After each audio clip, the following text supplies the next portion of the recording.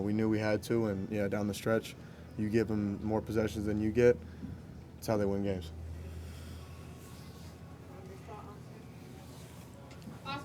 Jordan, since the 5:07 mark, only point you guys scored was Jermaine's layup. Just what did you see offensively that really going 6 minutes scoreless from the field to end it? We got stagnant, and once again, that's on myself or whoever's out there, at the point of it all. But we can't, stand around and get stale.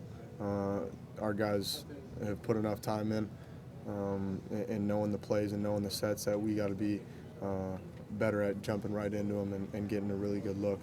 Like I said, it comes down to point guard play, and they won because of theirs. Go up 9 there. Did it feel like there was any sort of complacency from you guys, or not necessarily? No, I don't think there's any kind of complacency. I think, like I said, we turned the ball over 19 times. They turned it over 13. The best teams in the country, top 5 teams in the country, don't do that. You can blame it on they're young or they do this or that on offense.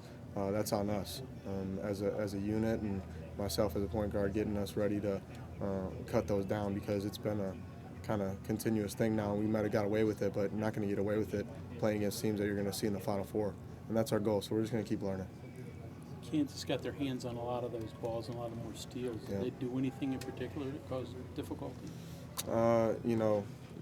Credit to Marcus Garrett. He's obviously, I think he's in the running for, Big 12 Defensive Player of the Year.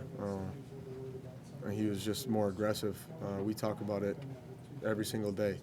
The aggressive man, the aggressive team, in any walk of life generally wins.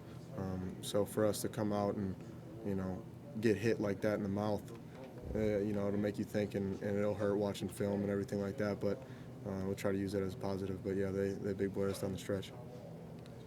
Where do you guys go from here, Jordan? What do you sort of take away? No, we learn. There's going to be a bunch of people jumping off the bandwagon that were here, before, and talk about, they're on a 2-game skid and blah, blah, blah, they lost at home. We know where we're at as a team. We know the things we need to shore up, the things we need to do better, and that's our job, is right back at it tomorrow. College basketball can come really fast, so our younger guys who might not have experienced that as much as, in the preseason or whatever in the early season, now it's real, because we're in Big 12 play and you can't allow yourself to get on kind of a skid. So just get ready to beat the #1 team in the country. It seemed like you guys were the aggressor early in the game. Is Yeah. it just the ebb and flow of basketball, or? Yeah, a little bit. You can say that. But there's controllables all the way through the game of basketball. So we go back and we find out what can we control. You control trying to put a ball somewhere. You control driving it into a certain area where you can get in a trouble spot. So we have to find a way to shore up turnovers. Myself especially. 4 is just unacceptable. You're going to lose games that way.